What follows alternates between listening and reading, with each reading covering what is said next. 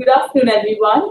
Welcome to the second in a series of health-related talks for parents from the pediatricians of MGM Children's, MGM Healthcare Chennai. On 3 out of 4 Wednesdays of a month, we have these talks between 12 to 1. We hope in this series of talks to help parents understand the aspects of health in children. In the last talk, Dr. Arvind talked on what parents need to know about emergencies in children. And today we have with us Dr. Nisha, the Senior Pediatric Emergency Consultant of MGM Healthcare, to talk about fever in children and what parents need to know. Good afternoon, everyone. Thank you, Ms. Hazel. And I'd like to introduce Ms. Hazel. Ms. Hazel Catherine is our ABLE coordinator for the departments of obstetrics, gynecology, pediatrics, and neonatology in MGM Healthcare Chennai. She will be the anchor for this conversation. Thank you, Dr. Nisha. So today we are going to speak about fever in children. And whenever a child is unwell, it is usually a fever. Most of the time, parents always say the child has fever. So do parents ever have to worry about fever? Thank you for that question, Ms. Hazel. Now, the reason that fever is the commonest cause of many parents coming to bring their children to the hospital is because fever is a symptom, a common symptom in pediatrics. What does this word symptom mean? Symptom is an outward manifestation of an inner disease. For example, viral infections like the common cold, measles, dengue, bacterial infections like pneumonia, urinary tract infections, typhoid, malaria, other diseases like arthritis, they all have the outward symptom of fever. So it's an outward manifestation of an underlying disease. Fever is just a symptom. Most of the time, this symptom just needs to be treated to keep the child comfortable. So when we treat the symptom of fever, we give antipyretics or fever medicines to decrease the temperature to keep the child comfortable while we are looking for the underlying cause.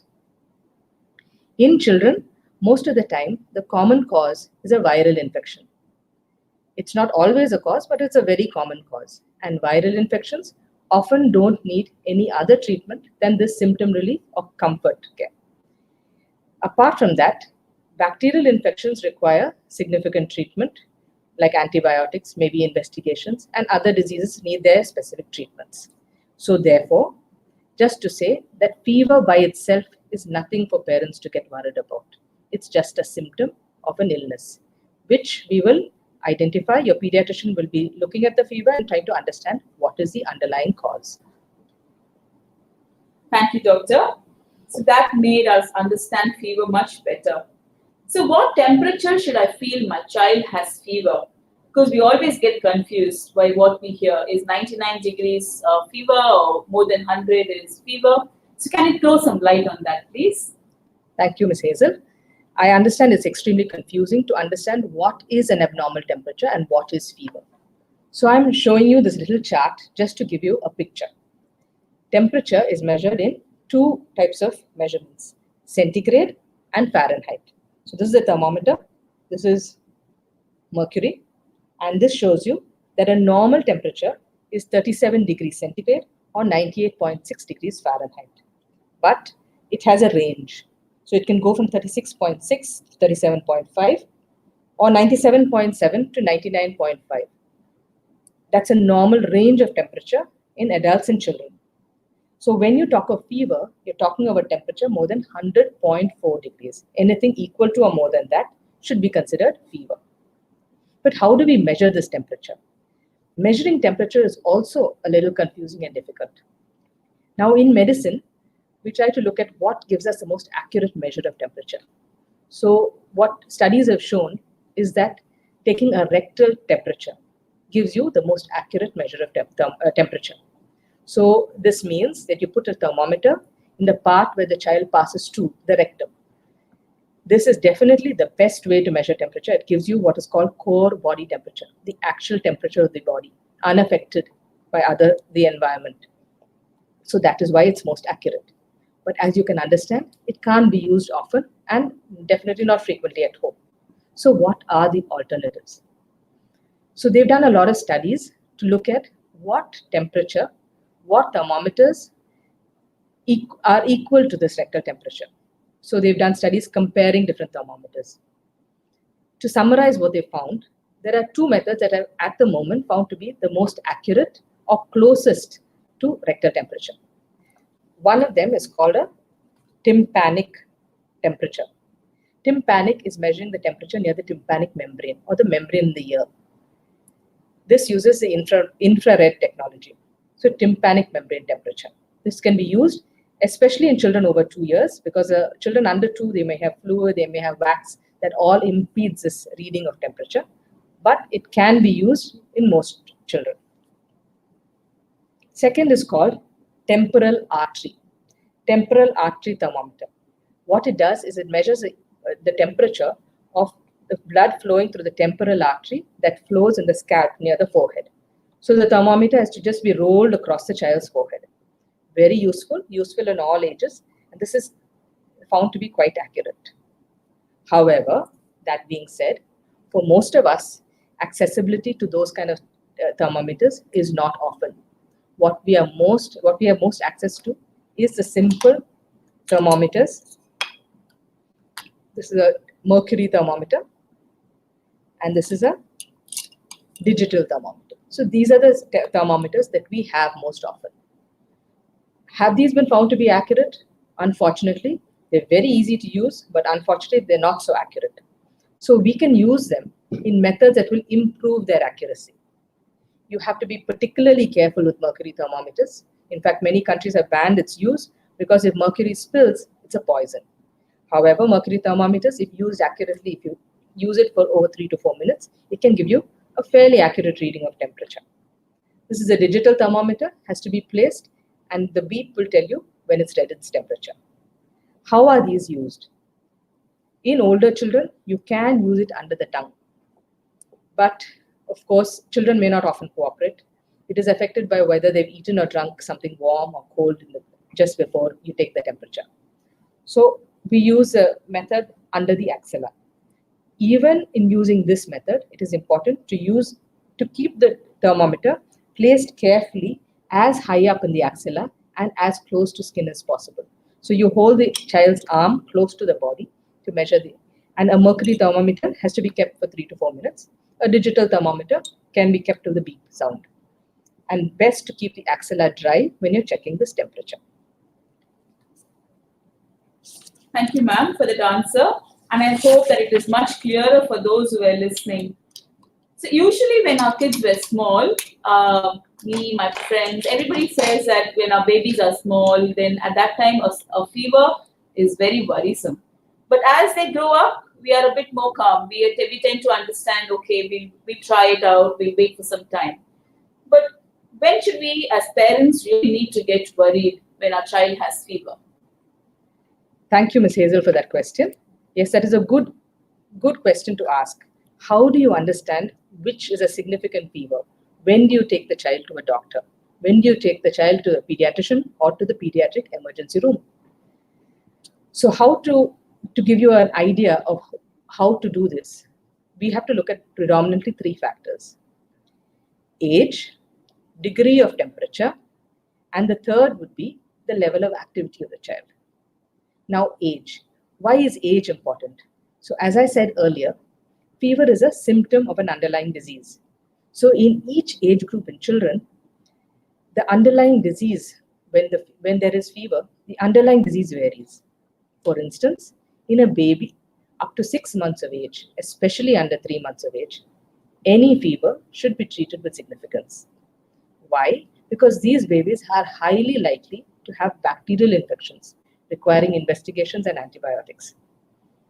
So any fever, you should take the child to a pediatrician or to the pediatric emergency room. It may be that the doctor feels that this could be just environmental temperature, which happens often in small babies. In that case, they will teach you how to manage that.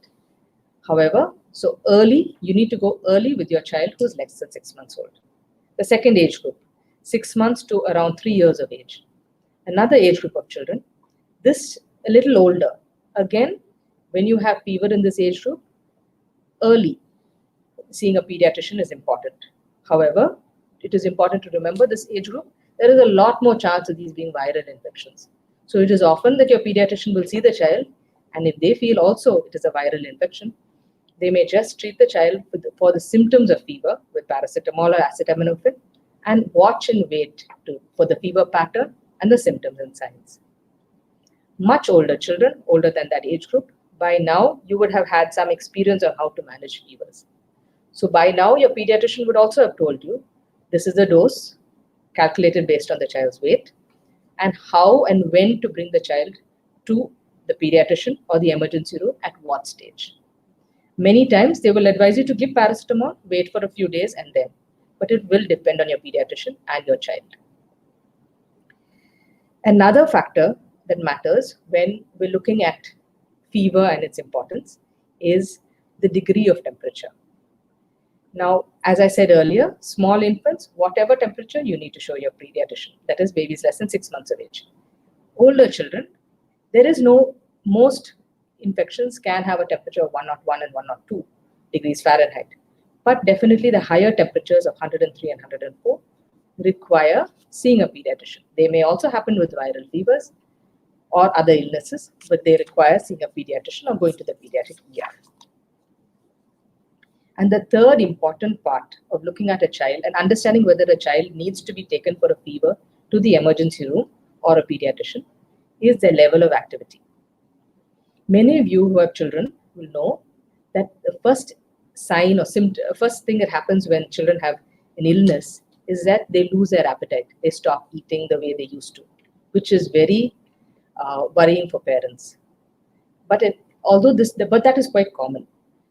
And most of the time, they drink a lot of liquids and they keep themselves well hydrated. But a bigger concern is the activity level. Many of you who have children again will know that when you treat fever in children, as soon as the fever goes, the child is active, running, playing. You can't stop them. You can't make them lie in the bed. Definitely not. Which is very different from how we are as adults. So that is a good indicator in children. When the fever goes in children and the child continues to be lethargic and not active, it is a cause of concern and definitely is something that makes you take the child to your pediatrician or a pediatric emergency room at the earliest. So what you seem to be saying is, Dr. Nisha, that for small infants and toddlers, fever should be attended to earlier. And for an older child, I think we have to look at the activity of the child once the fever settles. And they're going to be lethargic and continue to be slow in rather different from their routine way of them playing around. That's a cause of concern for us to be addressing or going to the doctor immediately. So what about these medications for fever? There are a lot of over-the-counter drugs that are available for fever. And especially while we choose, as parents, when we choose medicines for fever, we are a little skeptical. Can you explain more on how as a parent, we should choose a right drug for the child? Yes. Thank you for that question, Ms. Hazel. Again, that's a very good question because there's a lot of confusion.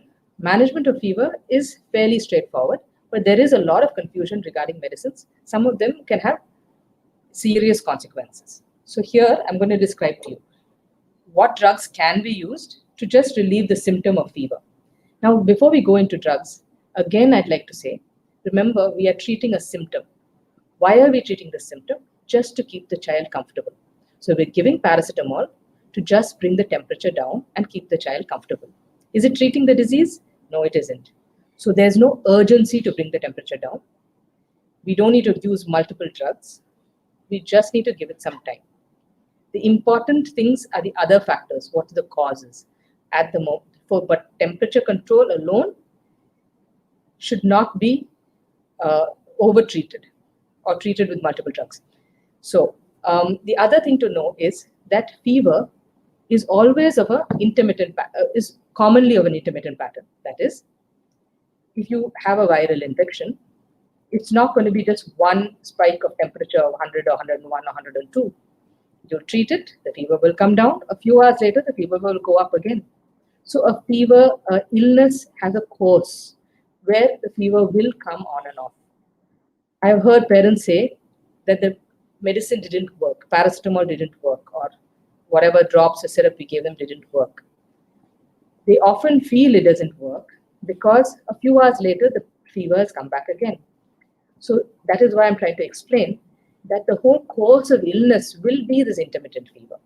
But our job is to keep the child comfortable by giving the medicine at appropriate intervals and giving it some time for the temperature to come down.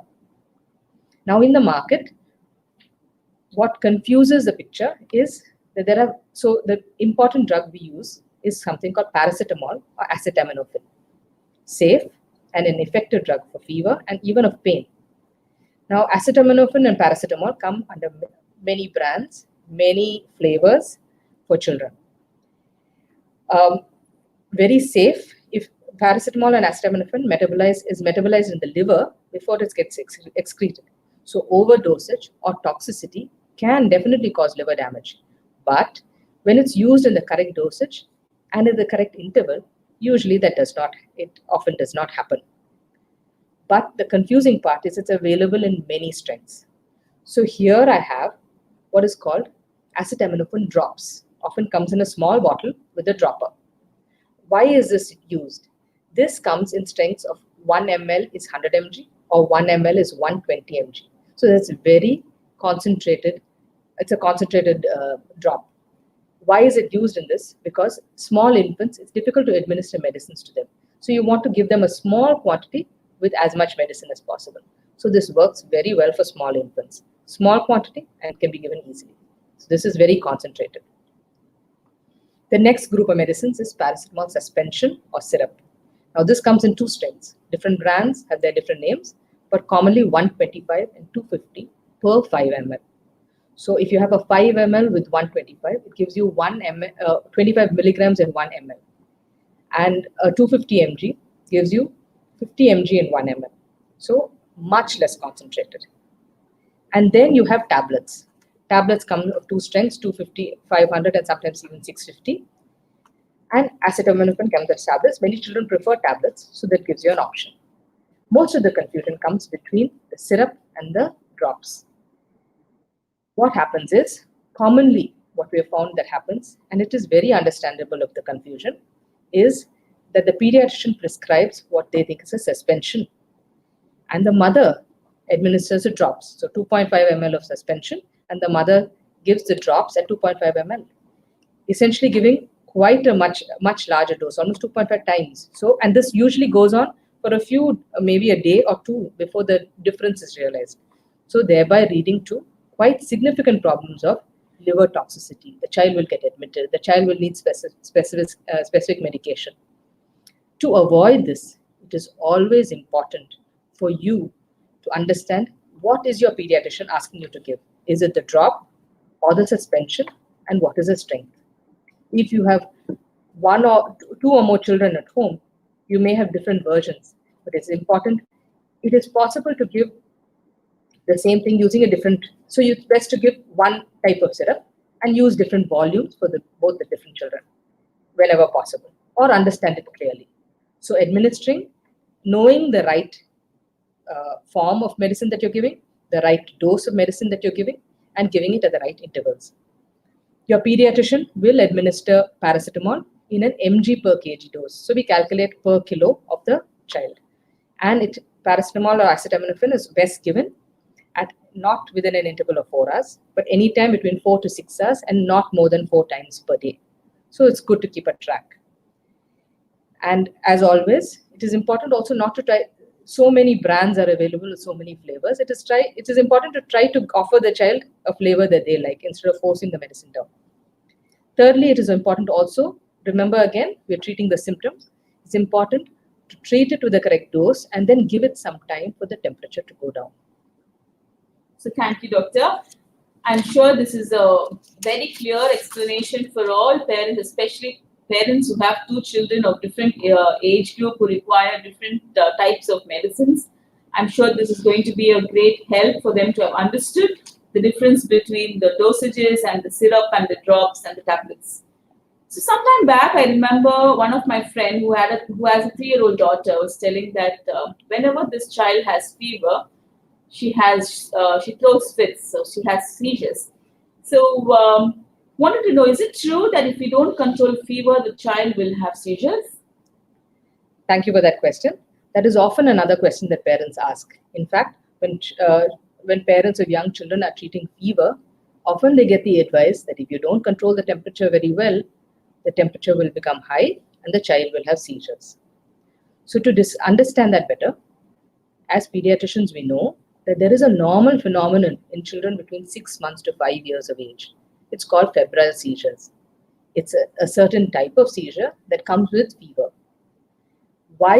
It is not that the temperature, it's a high temperature, therefore the child has fever. It's just that that child has been more prone for febrile seizures.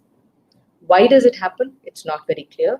There is some genetics involved. Some families, there'll be a long history of many children in the family who, when they were small, had febrile seizures and are perfectly well now. So febrile seizures is also not caused by a high temperature. It's actually caused by the rapidity of rise of temperature. So many times parents will tell you, they check the temperature, as they turn around to get the medicine, the child has a seizure. Not often in the parent's control. So it is true that it's only a certain group of children that can have febrile seizures. So although you do your best to control temperature, some children can have febrile seizures. If the child has a febrile seizure, definitely you need to go to the pediatric emergency room or your pediatrician, and they will tell you how to manage the fever better the next time. Children with febrile seizures and every child in that age group who has seizures, it doesn't have to be a febrile seizure. So if it's a simple febrile seizure, these clauses apply. So your pediatrician will be able to identify this for you and help you understand whether this is a simple febrile seizure or not, and how to manage temperature in the next situation. There is another group of children who have seizure disorder. That is, they have seizures for which they're on medication. Those children, yes, we have to try to manage their fever better, because an uncontrolled temperature can precipitate a seizure. That's a different group of children. And does it mean that older children, more than 5 years, more than 6 years, any child with fever and a seizure is called a febrile seizure? Or for the first time? No, it isn't. This is for a specific age group, and those children the children with simple febrile seizures have a normal prognosis. The others, your pediatrician will tell you in more detail. So usually, whenever a child has seizure, the parents panic. They always tend to think something is wrong. But I think your explanation now will really put all such doubts in place. So I would like to ask you one more question, Nisha. Now, we often hear of sponging. So when we sponge children with cold water, the temperature will come down immediately. Can you explain in detail as to what sponging is all about? Will it really help in bringing down the fever? So I think sponging has evolved because sponging helps to decrease the body's outer temperature by evaporation, by the evaporating water. So different people have different concepts of sponging. Some people just sponge the forehead. Ideally, sponging has to be done with tepid water or normal temperature tap water. Why is this important? Cold water and ice should not be used for sponging. What it does, it makes the blood vessels at the skin constrict, and thereby actually the core body temperature may not lower. So it has to be done with normal temperature or tepid water. It's called tepid sponging. And once sponging is done, it has to be done for the whole body. You have to try to remove maintaining whatever the child is comfortable with. As much of the body should be wiped with this water. But that being said, although sponging can be done, most children find it extremely uncomfortable. And there are studies that show that actually oral medication is much more effective. So sponging can be done, but oral medication is more effective. Thirdly, just keeping the child cool and comfortable in cotton clothes, loose cotton clothes, in a cold room with a fan or an air condition, that itself will help to enhance temperature loss. There are a lot of popular beliefs in terms of what a child should eat when they have fever, what they should avoid when they have fever. And as parents, when we see our child not having enough food, when they're unwell, it leads to a lot of concern and worry. So can you tell us what not to eat or drink to prevent getting a fever? So what happens, as I said earlier, when children have an illness which is with fever, often they lose their appetite. They're very fussy about what food they want and what they don't want. In this situation, to restrict their food choices further, by saying this is okay and that is not okay is probably unwise, because there is actually no evidence to say that some foods worsen fever, some foods are better for fever. It is best to offer them what they like and some home-based food that they are comfortable with. Many children even like fruit during the time of fever because the taste in their mouth changes and they're comfortable with fruit. Apart from this, there is a lot of belief that says fruits and vegetables. You often hear, don't give fruits because the child will have a cold and fever. Now, medically, there doesn't seem to be such evidence to say that. In fact, the recommendation is that children should have a plate of their food should be 50% fruits and vegetables. The more we encourage children to eat fruits and vegetables, the more we are encouraging a healthy, nutritious diet rather than restricting their food intake. Thank you, doctor. So what you're saying is that best food is the homemade food for kids when the child is unwell. So some children have chills before fever, they shiver. Is it a real cause of concern? When chills happen or rigors, when that happens in children, it can be quite scary because the child is scared, they're having these muscle movements that they cannot understand, and they're feeling extremely cold, and it's very scary to watch. But when chills and rigors are actually an indication that the temperature is rising and rising fast. That's all an indication is. So just managing the temperature, keeping them a little wrapped till the core temperature reaches the set temperature of the body, for fever, and then bringing it down with paracetamol should be enough. But it can be scary when it happens. Thank you, doctor. So since we're speaking of viral fever and the whole world is talking about COVID-19, can you throw some light on what parents should know about COVID-19 and the effect on kids? Yes, COVID-19, definitely. We're in the middle of a pandemic. COVID-19 has affected people all across the world, regardless of, and for some, it has been very severe, depending predominantly a lot on comorbidity. Now, in children, we are grateful that most of the time, and from studies from China and across the world, most of the time children have had mild or symptoms or have been asymptomatic. That is good. Very few children, especially only those with some comorbids, have had significant illnesses with COVID-19. Over these few months, all over the world, protocols have been developed to help identify which children have to be monitored carefully, which children can be home monitored, and which children are more likely to have severe illness. There is a small group of children who also in COVID-19 have developed something which is unique to children, which is a multi-inflammatory syndrome. But that your pediatrician can tell you more about. At this juncture, I'd also like to speak about another viral illness. Although the viral illness I commonly talked about, which just needs treatment for symptoms, was like the common cold, and most viral infections just need that, there is another important viral infection we need to know about in Chennai at this point of time, and that is dengue fever. Dengue is a fever that we have understood over the last few years. And as the rainy season progresses and the number of mosquitoes increase, definitely we're going to see children who are going to be affected with dengue fever. Again, a large number of those children may have mild infections. Some children will have more severe complications to dengue fever. Mosquito control definitely is very important. Also, looking at the fever.